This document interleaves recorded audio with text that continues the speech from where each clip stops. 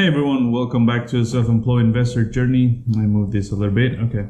Jose Martinez here on the third video of this series of tips, tricks.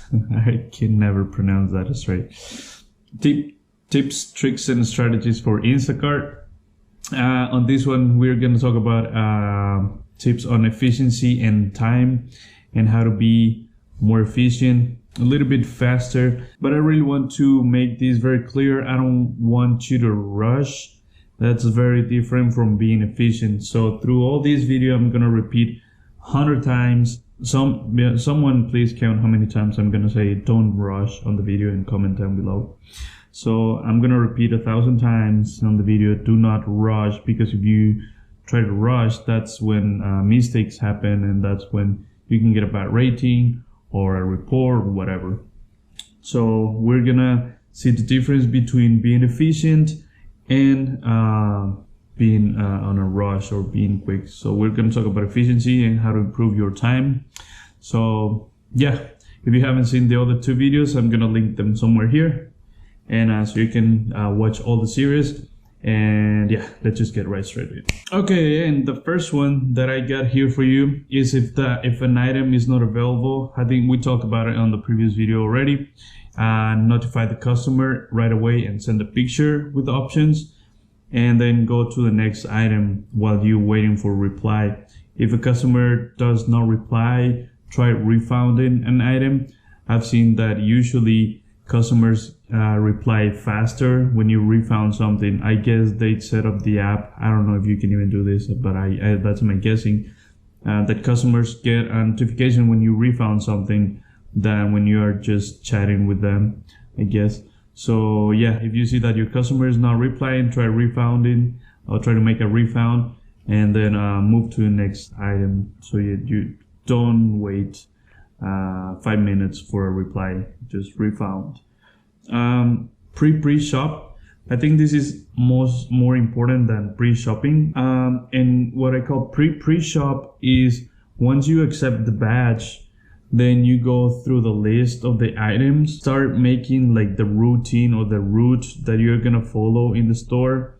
Let's say if it's products or deli items, you're gonna get those first.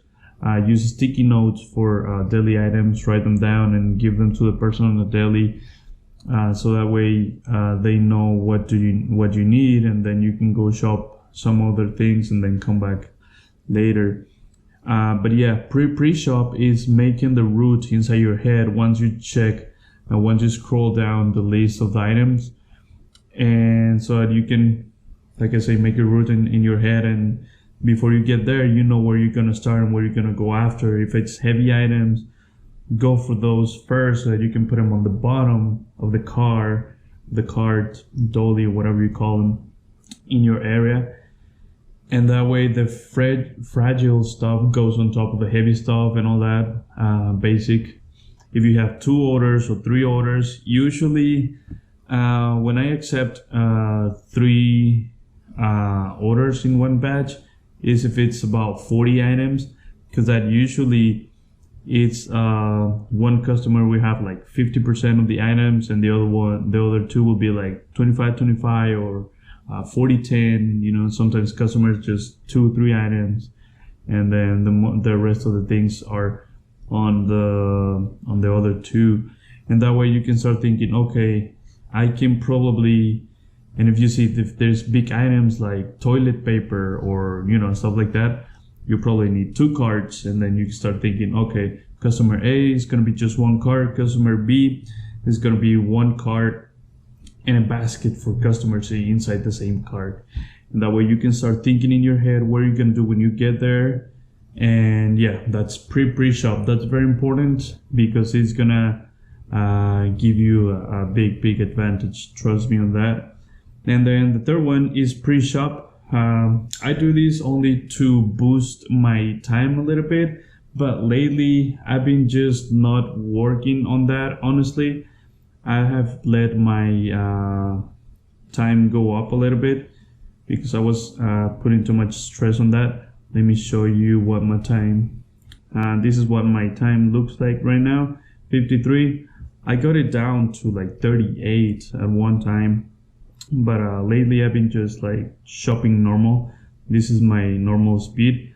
I get to a store, I get a few items in the cart, and then click start shopping, and then start scanning and get the rest of the things. So yeah, but that's just to improve that metric a little bit. If you want, you can do that. The fourth is get all your products and weights all at once instead of one by one. And what I do when I'm shopping in produce area, I leave my cart next to a scale, somewhere that is not on the way for other people, of course. And I just go, I grab bags and I go shop. I look at my list. Okay, I need to go tomatoes. I need to go for onions, squash or cucumbers, whatever. And the items that you need to weigh on the scale, you put everything on the cart. And once you get all your products, what I do is then, okay, weight, boom, and put it in the app. Okay, it's this much, or 1 pound, 1.1, 1.2. And that way you don't are like one by one, like, oh, now tomatoes, okay, how much weights? Okay, 0.5 pounds. Okay, now next.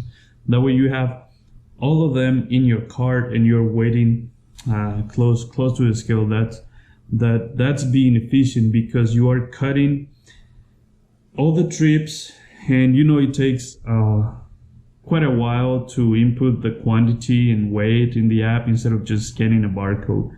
So that's being efficient, and you are not rushing at all, because being efficient is just cutting those extra steps on a routine or on a system. I learned this in manufacturing. So you have to cut those extra steps on every system that you are working on. So that's another thing. Next, on a crowded store, and we see this at Costco, sometimes at Kroger, especially on weekends. Publix usually gets like this also.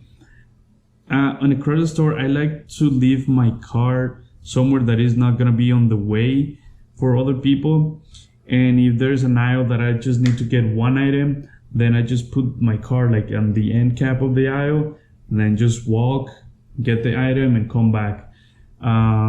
Especially if I have two carts picking up 2 orders or 3 orders, I just put one somewhere that is not going to be on the way.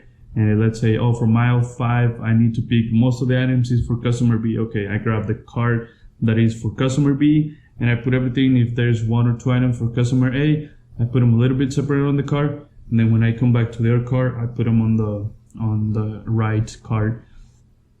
You will get good at this with practice, but yeah, you don't have to take those orders if you don't want. That helps a lot when you have a low start and you want to get rid of it. Making those multiple order batches will help you to get rid of those low ratings quicker. So yeah, crowd store, leave the cart aside, walk yourself into the aisle, and then go through the next one. If you picking up one item from aisle 5 and one from aisle 6, just walk down aisle 5 and then come back through aisle 6. That way you have 2 items and the cart's going to be in the same place. That's being efficient, Ben, because you know the people are looking at something on the shelves and you're like, excuse me, and no one moves, and then you're just stuck wasting time.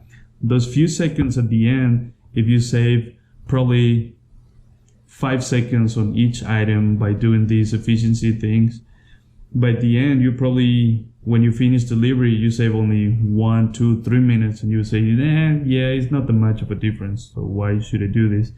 Those 1, 2, or 3 minutes could be the difference for you to intaking or not and next another batch, because if you end up delivering in a good area 3 minutes earlier than other shopper, then you have a chance that seeing the next batch that could be a good batch before another shopper. So yeah, that could be the difference. But if you arrive 3 minutes, or if you take 3 minutes more than other shopper could take an order that you could have take. So that's the main reason that I think this way, because it's for me that I can take another order quicker. And the next is don't doubt asking employees for help. Be gentle, like we said on the previous video. Be kind and try to ask all of your questions at once. Like, where is this? If you cannot find something, what I usually do is I go for the items that I know where they are. And if by the end I have like 1 or 2 items, 3 that I couldn't find, I go look for an employee and I ask them I'm looking for these, and these. And that way he or she is gonna tell you, oh, this is here, this is here, this is here. And that you are not really bothering like all the time. Like, oh, I couldn't find these, where is this? And then you go find 2 or 3 more items, and then you go again, oh, where is this? And you know, they're working and they also have stuff to do at the store. So I try to make them be efficient as well by not asking as many questions and just go straight with all of them at once when possible. I've seen myself in these situations a lot because I drink a lot of water. So if you need to use the restroom before, do it before shopping or after. If you do it before, wash your hands. And if you do it after, also wash your hands. Wash your hands after going to a restroom, please. If there's just few items, try to use self-checkout. Sometimes it's faster if your store has self-checkout available. If there is no help to bag the stuff, you should bag everything. Because if you just put everything on the belt and then wait for the cashier to bag everything for you, then you're just wasting time. And then also that will lead me to the next one, that is arrange all the items in the belt accordingly to how they will be bagged. And what I do is like heavy stuff first, fragile stuff later, all the products together, all boxes. Like if you have cookies or crackers or some kind of candies or, you know, fruit snacks, all the dairy stuff. If you have yogurt or milk or creamers, stuff like that, all the frozen stuff together.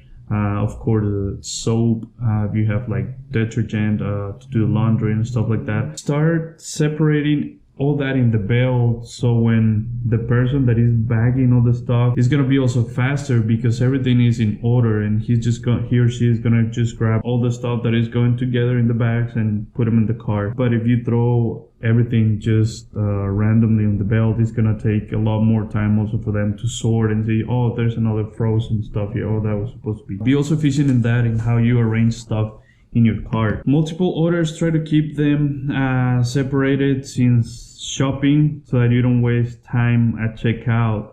2 carts is usually good when you have multiple orders, or a flatbed in Costco. And what I do with the flatbeds in Costco is when I enter the store, I go look for the cardboard boxes. By that time, I check my list already. I did my pre-shop, so I know what kind of items and how many are going on each order. So it's usually A and B. I go for empty boxes and I put them in the cart, in the flatbed. So when I start shopping, I start putting everything where it belongs. And that way it's also a lot easier for the cashiers to scan everything because everything is already arranged in a good order and all the barcodes facing up and all that. So yeah, keep that in mind. I've seen also a lot of shoppers mix everything in the cart and like at Publix or Costco or some other stores, and then going on the checkout and then going item by item and looking for it in the cart. Oh yeah, this is for customer A. And then scrolling all this customer A, scrolling customer A.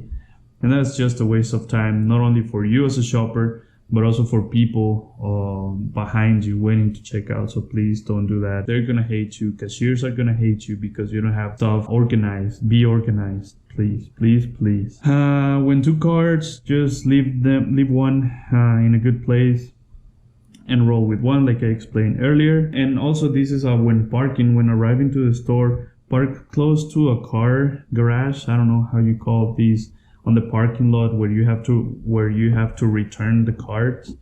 Park close to one of those. Don't waste time looking for the closest spot to the store because it's gonna be a waste of time driving around or waiting for someone to pull out of one of those spots. And then it's gonna be also a waste of time when you get out of the store with the cart full of stuff, and then you having to go look for the spot to return the car or walking all the way into the store to put the cart. So just park anywhere close. It doesn't matter if it's far from the store entrance, because once you're done loading stuff, you're just gonna return it next to you, and most likely you're going to be closer to the exit of the parking lot and to the street and to get in your way. So yeah, keep that in mind. That is being efficient, because again, you're cutting extra steps on your system, on your process. Also, when you have multiple orders, you have to organize them in your cart as well. You're gonna deliver customer A first. So what this means is you have to put customer C first in your trunk, so that is gonna be all the way in, and then the next one is gonna be B, and the last one that you're gonna put in your car is gonna be customer A, because it's gonna be handy for you when you get to their house. So that when you get to customer A, you open your trunk and it's just right there. And then when you get to customer B, it's gonna be the next that is gonna be just right there. And customer C is gonna be all the way in. And that's all the tips that I have on efficiency. I hope you like them. Let me know in the comments if you have any more. If I missed something, make sure you like the video if you find something helpful on here. And again, don't forget to subscribe to the channel so you don't miss the next videos that I'm gonna be doing on this topic. The next one is gonna be on how to lower your costs as a shopper, as a business owner, as an entrepreneur on this gig economy. Thank you for being here, and can't wait to see you in the next video. Bye.